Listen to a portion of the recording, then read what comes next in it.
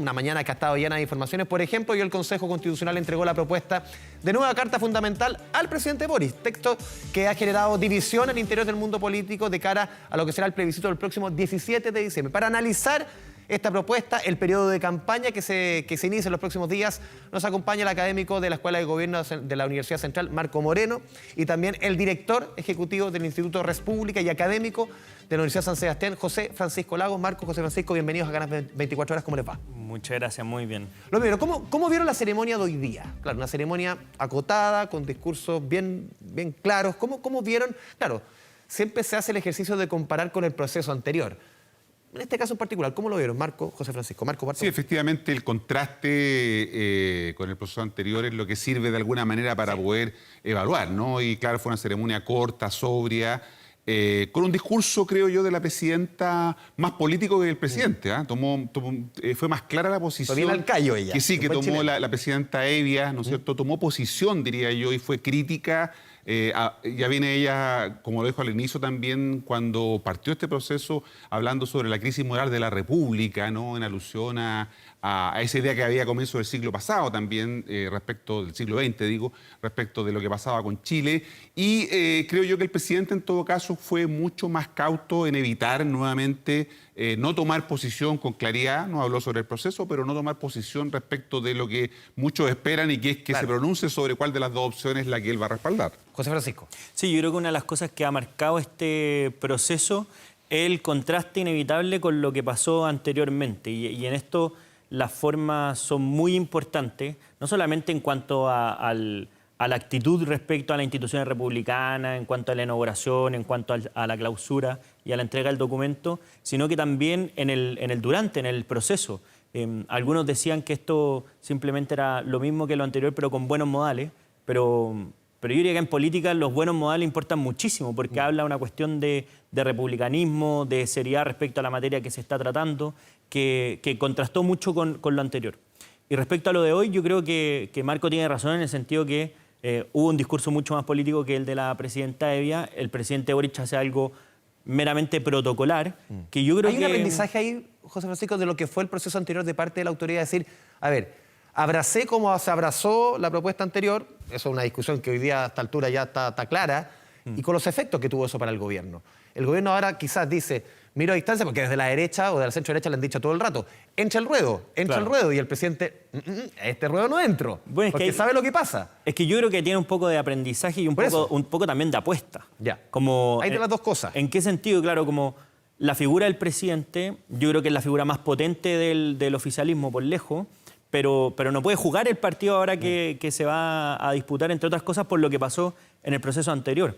Ahora, ese cuidado no es solamente de las declaraciones que haga personalmente, como lo fue la semana pasada, sino que también del entorno, que hace el entorno del presidente, tanto los ministros como el oficialismo, y ahí quizás lo van a obligar a pronunciarse de una manera u otra sobre el texto y entrar en la campaña. ¿Respecto a ese punto, Marco? Sí, yo creo que el gobierno hace rato que está buscando desplebiscitar, ¿no es cierto?, este evento, porque ha aprendido que en el caso anterior, en septiembre del año pasado, cuando tuvimos el plebiscito del proceso anterior, evidentemente lo que hubo ahí también fue una evaluación a la gestión del gobierno. Los ciudadanos fueron combinados también, ¿no es cierto?, a pronunciarse respecto de eso, y el gobierno lo que quiere ahora no es que esta elección se trate sobre la evaluación del propio gobierno. Entonces, de alguna manera eso lo ha llevado a tomar distancia. Hay un aprendizaje importante ahí. Y en segundo lugar, porque el resultado, sea cual sea, del 17 de diciembre es complejo para el oficialismo, ¿no?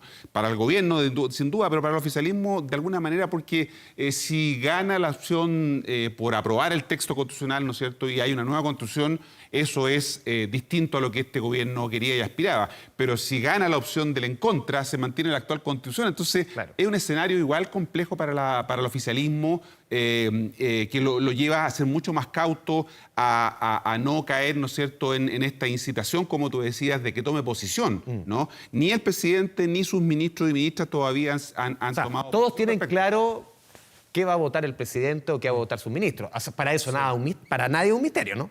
No, ninguno. Y por eso yo creo que ha sido un error cuando ha intentado explicitar demasiado eso. La semana pasada cuando hizo alusión al proceso. Claro. Porque no, El consenso que no hubo. es el consenso que no hubo. Habló del Exactamente. proceso y ya algunos le señalaron que había que tener cuidado porque eso estaba en el límite. Y por eso que después, en la conferencia que dio estando en Estados Unidos, ¿no es cierto?, dijo que no iba el gobierno a tomar posición porque esa señal la había entendido con mucha claridad.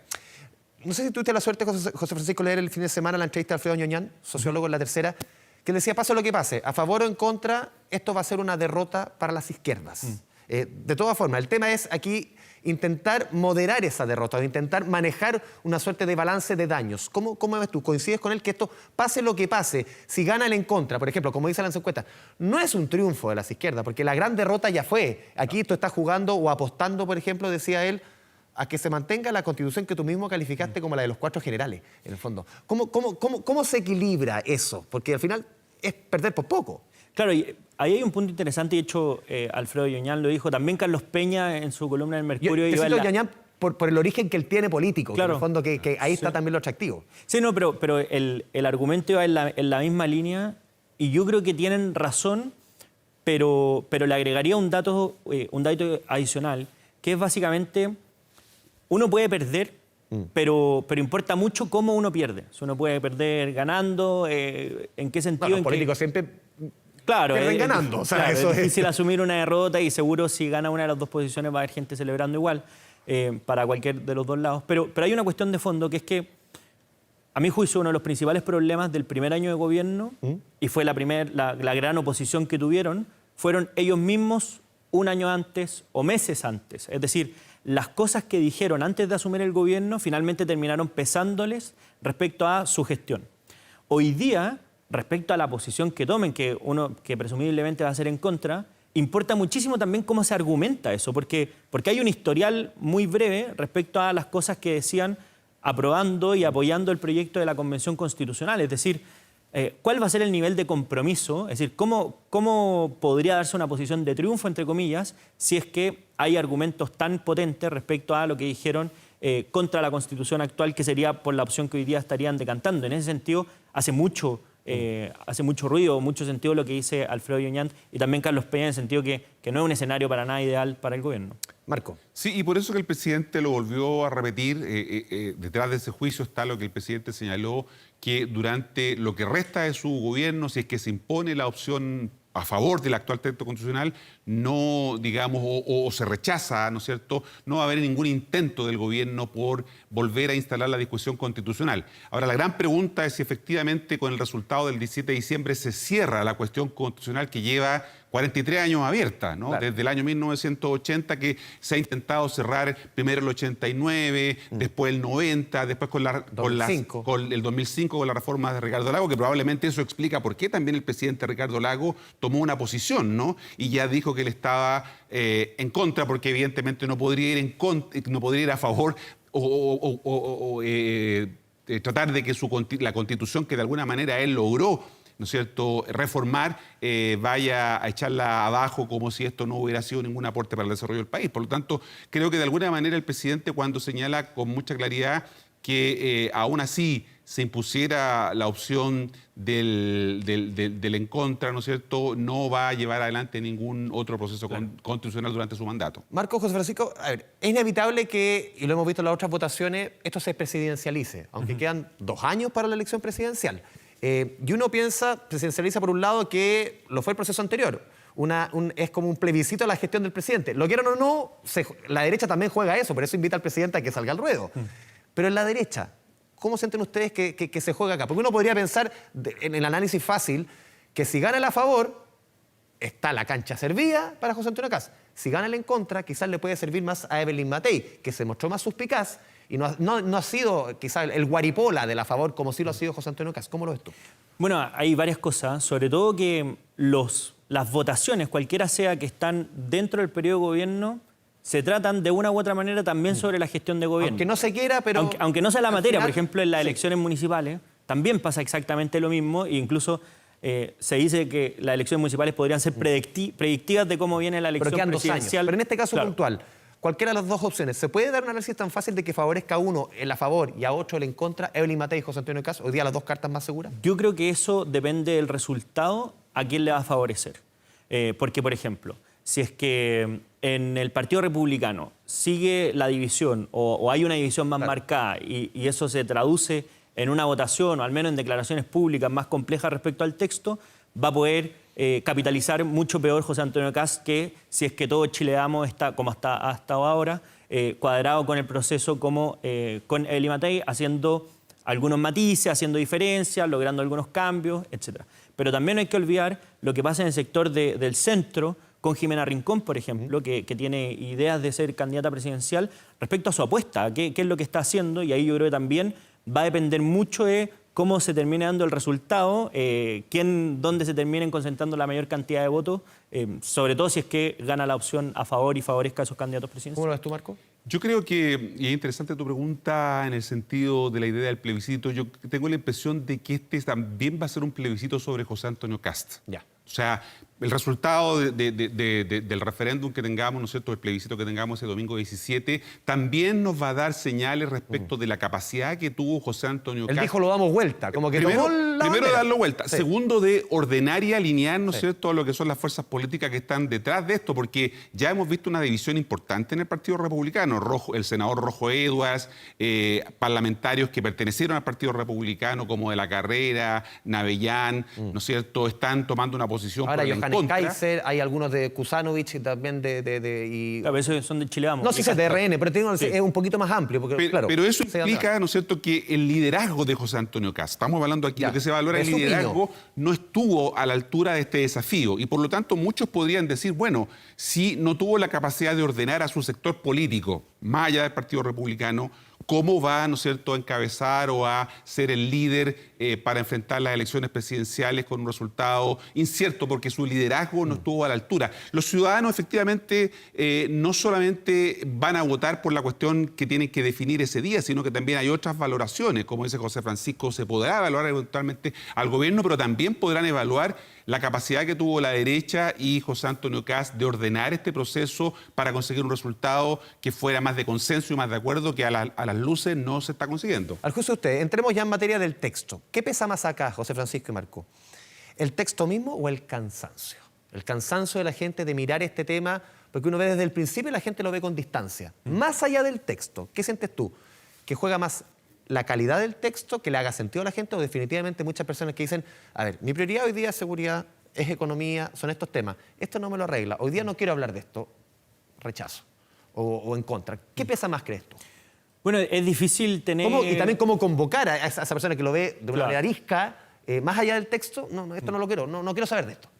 Claro, es difícil saber la ciencia cierta respecto a qué moviliza más a las personas, salvo que lo declaren en encuestas, pero eso también tiene dificultades para medirlo, pero importa tanto el texto como el contexto. Y en ese sentido, en las elecciones y en el plebiscito no va a ser compitiendo la Constitución actual con la propuesta de nueva Constitución artículo por artículo, ¿verdad? Sino que hay un entorno que muchas Por veces eso voy a la pregunta. moviliza Y tampoco mucho te va a más. comparar quizás con el texto de la convención. Quizás Claro. es un tema bien No, distinto. yo creo que lo que pasó en la Convención Constitucional, y creo que también puede pasar, es que las personas se movilicen por temas. Es decir, ¿en qué tema le afecta más a su vida? Si es que le importa la propiedad de los fondos de pensiones, si es que le importa la posibilidad de elegir su sistema de salud, y así sucesivamente, que fueron causas de las que más se levantaron la vez pasada, y ven que esto podría garantizar razonablemente estabilidad, quizás lo lleven a votar a favor. Si creen que esto no va a cambiar nada, todo sigue igual, yo el lunes tengo que trabajar igual, puede que se inclinen más por el en contra. Entonces yo creo que esos factores respecto a cómo comunicacionalmente se viste cada una de las posiciones son tanto o más relevantes incluso que lo que está escrito en el texto constitucional. Marco. Mira, el proceso anterior había tenido mucho más interés por parte de los ciudadanos, evidentemente. Mucha más información, ¿no? La temperatura uno la sentía distinta. Exactamente, ¿no? Y creo que en este proceso ocurre todo lo contrario. No hay interés, no hay información, y las elecciones cada vez más son plebiscitos emocionales. La gente vota en realidad por consideraciones distintas, como en este caso lo que puede ser el texto constitucional. Yo dificulto que la gente vaya a leerse este texto constitucional, ¿no? Y por lo tanto va a quedar reducida su decisión por eso, y además tenemos un electorado muy volátil, que no se ha pronunciado totalmente ahora, va a quedar reducida su decisión a lo que digan los voceros, lo que digan los intérpretes de alguna manera del texto, y probablemente se queden con eso y van a tomar su decisión muy al final. Yo creo que no vamos a poder tener una idea de resultado muy anticipadamente, sino que probablemente los últimos días, acercándonos al día de la elección, es que la gente que hoy día está indecisa, que no sabe, no responde en las encuestas, probablemente tome su decisión. ¿Y eso ocurre por qué? Bueno, porque hay una constatación de que todavía esto está muy voluble, muy volátil, no influye lo que es este factor del voto del votante del vagón de cola, es decir, que se sube al final cuando ve, ¿no es cierto?, que puede ganar, o también lo que se conoce como la espiral del silencio, que mucha gente no se expresa antes porque tiene miedo, ¿no es cierto?, a que su posición sea cuestionada por su entorno, ¿no? Esos elementos son de alguna manera lo que hacen incierto el resultado que tengamos en diciembre. Porque las últimas elecciones previo al voto obligatorio oscilaban entre una participación entre un poco más bajo el 40% hasta el mejor caso 50%, en el mejor de los casos. Aquí tenemos participaciones del 85%, o sea, se suma un tercio de la población en total a votar. Y hemos tenido 2 elecciones con voto obligatorio. Todavía es difícil, José Francisco, leer a ese público dónde va. Claro, uno podría decir, las últimas 2 votaciones han sido más inclinadas a la derecha. Ese público es de derecha. ¿Es tan fácil? No es tan fácil. De hecho, una de las cosas que se ha comentado últimamente es que se está aplicando una especie de teoría del péndulo respecto a una acción y reacción respecto a lo que ha pasado en nuestro país. Pero con la incorporación de una masa electoral tan importante, es muy difícil sacar ese tipo de conclusiones. Y yo creo que hay que esperar no solamente la próxima, sino que un par de elecciones más para ver si es que definitivamente cambió el panorama político. Pero yo creo que es verdad lo que dice Marco, las personas van a definir su voto en el último momento. Es difícil que eso se logre, además, saber en las encuestas de opinión, porque no hay obligación o prohibición de publicar algo, por ejemplo, 15 días antes. Cuando escuchamos, no sé, al presidente Lagos diciendo en contra, o no le gusta, o a próceres, ¿influye, mueve la balanza, sienten ustedes? Yo creo que cada vez... Más allá de la opción, Cada vez menos influye lo que dicen los líderes políticos, a pesar de que pueden servir como referentes de ubicación, ¿verdad? O sea, que las personas están menos informadas, probablemente influya más. Pero la vez pasada pasó lo mismo con la presidenta Bachelet, por ejemplo, que si uno encuesta tiene una popularidad bastante importante, y eso ya no mueve tanto la aguja. El presidente Lagos la vez pasada como que fue crítico de la convención, pero no se pronunció. Una persona que estaba más en el rechazo. Podría decir así como... Podría atribuirse, sí, pero muy interpretable. Claro, pero aún así no lo quiso manifestar. Sí. Yo creo que los liderazgos importan, son simbólicos, son referenciales también, pero en la medida que las personas valoren más sus causas particulares o la información del proceso, eso se hace menos relevante a la hora de definir el voto. Claro, con voto voluntario, como ocurría antes, basta con que tú llegues a votar a los propios, ¿no es cierto? Para tú sabías quién votaba al final, claro. Casi. En cambio, con voto obligatorio, donde tienen que ir a votar todos los que están en condiciones de poder hacerlo, te obliga, ¿no es cierto?, a tus estrategias a intentar incorporar a esos sectores que no son los tuyos, ¿no? Y eso entonces va a ser un desafío importante desde el punto de vista de la campaña. Empieza en pocos días más, el 17 de noviembre, ¿no es cierto?, hasta el 14 de diciembre, la campaña por la franja, ¿no?, televisiva, y por lo tanto ahí vamos a ver el despliegue que probablemente sea algo distinto lo que ocurre ahí, lo que vamos a ver en televisión, que lo que vamos a ver en redes sociales, donde probablemente la campaña sea mucho más intensa. Tú pones el tema de la franja que me parece súper interesante, porque en la última elección, en la prueba de rechazo, siento que la franja fue un elemento importante, usado muy bien por el rechazo. ¿Cómo lo ves tú? Aquí puede generar quizás quienes están más, hoy día en las encuestas por lo menos, con los números más en contra, que es el a favor. ¿Puede jugar la franja un elemento importante como lo fue para el plebiscito del 4 de septiembre? Sin duda yo creo que va a ser más importante que en las veces anteriores. Recordemos que nosotros estamos insertos en lo que es una democracia ocular, en donde la gente se hace una visión de las cosas a partir de lo que ve, ¿no?